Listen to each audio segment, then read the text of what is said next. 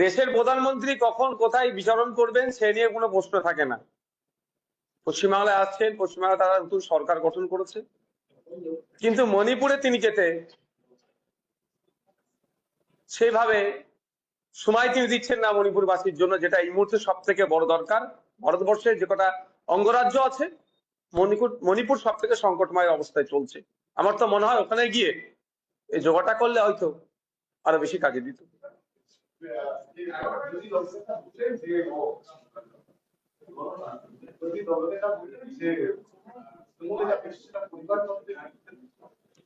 দেখুন, কথা হচ্ছে বিরোধী দলনেতা যেটা বলেছে তার সুরে সুর মিলিয়ে কথা বলতে হবে এরকম ব্যাপার নয়। যদিও আমি বিরোধী দলের বিধায়ক হিসেবে বলছি, এতদিন পরে সব মনে পড়ে যাচ্ছে কিভাবে বুঝতে পারছি না। একসাথে তো দীর্ঘদিন ছিলেন ওনারা। আর এই পরিবারতন্ত্র বা এটা আমরা আজকে দেখছি না, আমরা তো বারবার বলে আসছি। সেই সময় বা 4ঠা মে 2026 তখন খুব মিষ্টি মিষ্টি লাগছিল, আর এখন আমরা দেখতে পাচ্ছি এখন এইগুলো শব্দগুলো বার হচ্ছে।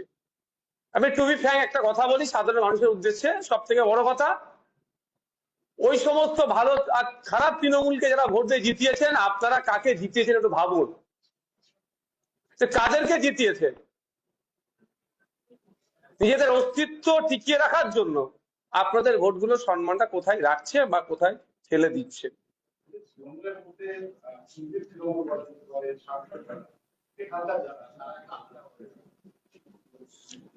দেখুন, কে কোন গ্রুপে যাবে সেটা আমি ডিসাইড করে দিতে পারি না, এটা তাদের সম্পূর্ণ ব্যক্তিগত মতামতের উপর নির্ভর করছে।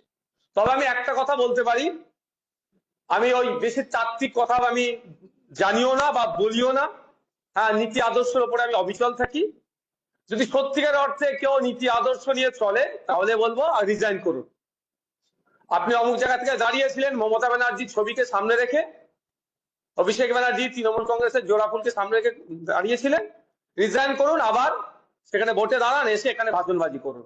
হ্যাঁ, আমি নওশাদ সিদ্দিকী এখানে বসে আছি আমাদের সিম্বলকে সামনে রেখে মানুষের আশীর্বাদ নিয়ে। মমতা ব্যানার্জির ছবিও আমাদেরকে দেখাতে হয়নি। নিজের স্বার্থে তারা কি কাজ করবে? নিজের স্বার্থের জন্য হয়েছে। আমি এখানে তৃণমূলের হয়ে পালিত করতে আসছিনি, কারণ তৃণমূলের ভবিষ্যৎ অনেক আগে আমি বলেছিলাম, যেদিন ক্ষমতাচ্যুত হবে তার পরের দিনে পতাকা বাঁধার লোক পাওয়া যাবে না। আর আপনারা দেখুন, আমাকে একটা জায়গা দেখান এই আজকে 1.5 মাস পার হতে যাচ্ছে, নতুন করে তৃণমূলের ঝান্ডা 1.5 মাসে কোথাও লাগাতে পেরেছে? 15 বছরের কথা কিছুক্ষণ আগেই বললেন যে 15 বছর গণতন্ত্র ছিল না, 15 বছর কিছুই হয়নি। গীতব্রত কি 15 বছর নিজে ঘুরিয়েছিলেন? দেখুন, আমি ব্যক্তিগত কাউকে আক্রমণে যাব না, আমি শুধু একটা কথা বলবো যে যে অন্যায়কে এতদিন তেনারা সহ্য করেছিলেন না প্রতিবাদ করে, তাহলে মানুষ, সাধারণ মানুষ জানতে নিশ্চিতভাবে তাদের কাছে চাইবে যে এতদিন আপনারা আমাদের চোখ কেন খোলেননি। নিশ্চিতভাবে সেখান থেকে আপনারা সুযোগ সুবিধাগুলো পাচ্ছিলেন, এখন ওই এন্ড থেকে সুযোগ সুবিধাগুলো হয়তো পাচ্ছেন না সেইভাবে, বা পাবেন না, কারণ আপনারা স্বাধীনতার স্বাদ পাচ্ছি দলে থেকে যারা বলেছে তাতে তৃণমূলের, তাদেরকে যদি দাঁড় করানো হয় নতুন করে, একটাও জিতে আসতে বিধানসভায় পারবে, এটা আমি চ্যালেঞ্জ করে বলছি।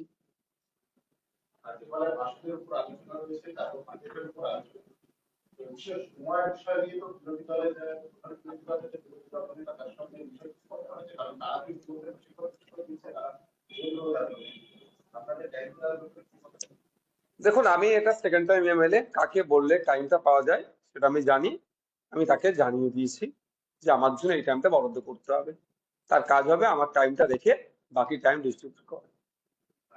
কোনো কথা হবে না, আমাকে আমার টাইম দিতে হবে, আর আমি আমার টাইম দিয়ে নেওয়ার জন্য কাউকে তেল লাগাবো না। আমি এটাও বলছি আপনাদের মাধ্যমে, যে অমুককে তেল লাগাতে হবে, অমুকের সাথে সাথে ঘুরতে হবে। আমি এর আগের বারে 5 বছরে পারফর্ম করেছি বিধানসভায়, আমার যা টাইমের প্রয়োজন ছিল, যাকে নির্দিষ্ট টাইম যার কাছ থেকে বরাদ্দ হয় তাকে যে বলেছি সিস্টেম মেনে, এবারও সিস্টেম মেনে করবো, আমার টাইম আমাকে দিতে হবে।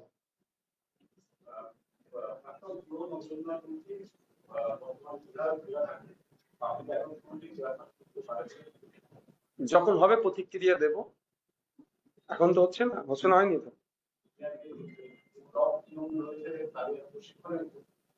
থাকতে পারে, কাকে কখন করে বোঝা মুশকিল। এই ব্লক তৃণমূলটা তো 4 তারিখের আগে ছিল না, হঠাৎ করে গজিয়ে উঠলো। আর দেখুন আগামীকাল কি হতে চলেছে।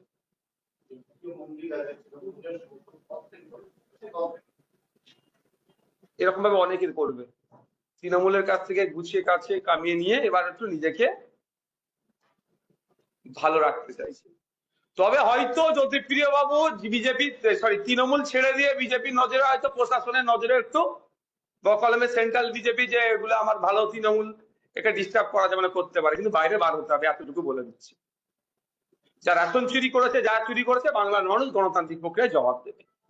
যারা যেখানেই নাম লিখাক না কেন, অন্যায় করে বেরিয়েছে, এখন ভারত তৃণমূলের দলে নাম লিখাবো, বিজেপির দলে নাম লিখিয়ে দেবো, কি ভাবছে? হতে পারে প্রশাসন তাদেরকে ছেড়ে দেবে, বাংলার মানুষ ছাড়বে নাকি?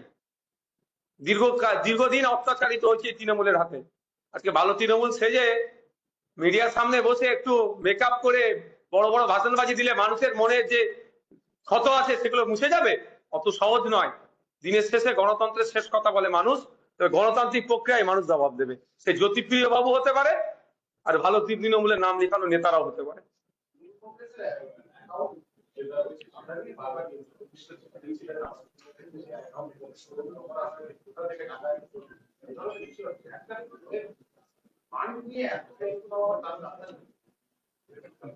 লড়াই তো এটারই, লড়াই এটা।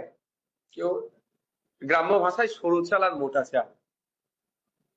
একজন মানুষ সকালবেলা উঠে কলকাতায় আসছে, সারাদিন হাড় ভাঙা খাটুনি করার পরে বাড়ি ফিরে যাচ্ছে, মাস গেলে 6,000 টাকা মাইনে, 6,500 টাকা, 7,000 টাকা মাইনে। তার মোটা চালের ভাতটা জোগাড় করার লড়াই। আর এইগুলো যেগুলো এতদিন 15 বছর তৃণমূলে থেকে চুরি করেছে, দুর্নীতি করেছে, মেসিকে বাল্য বন্ধু মনে করে কোমর জড়িয়ে ধরার চেষ্টা করেছে, এরা এরা সরু চালের ভাত খাওয়ার লড়াই করেছে। এই তো লড়াই। এখন ওই ফান্ডটা ভাবছে এখন কে ভোগ করবে একদিকে, আর দ্বিতীয় হচ্ছে বিজেপিকে, সেন্ট্রাল বিজেপি বিশেষ করে তাদেরকে একটু মিস কল দেওয়া যে আমি তোমাদেরই লোক, এদেরকে এদেরকে ডিস্টার্ব করছি। এতদিন পরে মনে পড়ছে ফান্ডটা কোথা থেকে আসলো? চাকরি বিক্রি করার টাকা, তোলাবাজির টাকা এতদিন পরে মনে পড়ছে? বাংলার মানুষকে কি বোকা পেয়েছে নাকি এরা? এই দুর্নীতির দায় ওদেরকেও নিতে হবে, যারা এইরকম টেবিলে বসে বলছে ওই টাকাটা কোথা থেকে এসছে এতদিন পরে কেন? যদি সত্যিকারের নীতিবান মানুষ হতো, দলের থেকে প্রতিবাদ করতো। আর এখন পর্যন্ত যারা দলে থেকে প্রতিবাদ করছে, এতটুকু মনে রাখবেন ওই ফান্ডটা যাদের অ্যাকাউন্টে আছে তাদের সিম্বলে আছে। যদি এখনো নীতিবান হয় তাহলে পদত্যাগ করে এই কথাগুলো তুলুক।